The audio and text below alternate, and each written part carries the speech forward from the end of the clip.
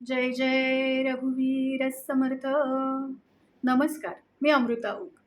समर्थ रामदास स्वामी हे आपल्या संत परंपरेतले एक प्रमुख संत आहेत. श्रीमद दासबोध, मनाचे श्लोक, आत्माराम हे त्यांच्या विपुल ग्रंथ संपदेपैकी काही प्रसिद्ध ग्रंथ आहेत. ऐहिक यश असू दे किंवा पारमार्थिक प्रगती असू दे, कुटुंब व्यवस्था असू दे, सामाजिक, धार्मिक, राजकीय कुठलाही विषय समर्थांना वर्ज्य तर नव्हताच, परंतु या सगळ्या विषयांमध्ये माणसाने पुढे कसं जावं, अचूक प्रयत्न कसा करावा, ह्याचं अतिशय छान विवेचन समर्थाने केलेलं आहे. व्यक्तिमत्व विकास हा जो शब्द हल्ली आपण वापरतो, म्हणजे काय, तर आपल्या व्यक्तिमत्वामध्ये छान छान गुण असणं, त्याला अनेक छान कंगोरे असणं म्हणजे आपण व्यक्तिमत्व विकास म्हणतो.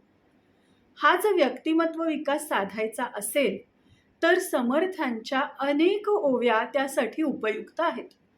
तुम्ही म्हणाल, ताई तुम्ही आम्हाला सांगताय म्हणजे तुम्ही सगळं मिळवलंत का हो? नाही बरं का मंडळी, मी ह्या मार्गावरची प्रवासी आहे.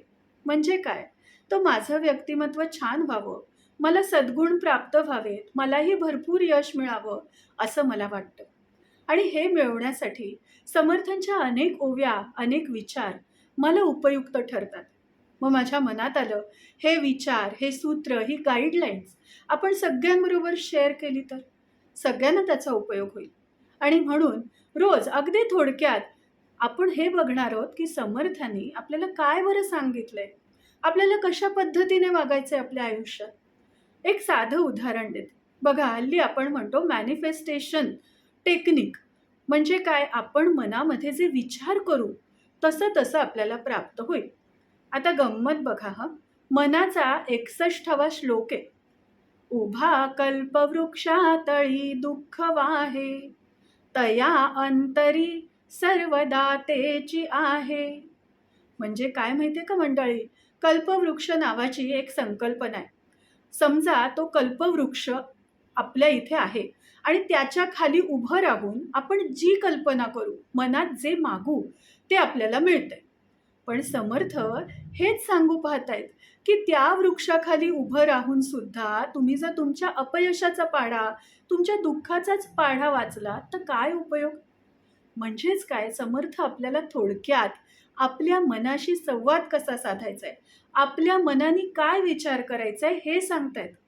आत्ता समजा आपण अपयशात असू, परंतु आपण सारखं सारखं तेच घोळवत राहिलो तर यशाचा मार्ग आपल्याला दिसेल का.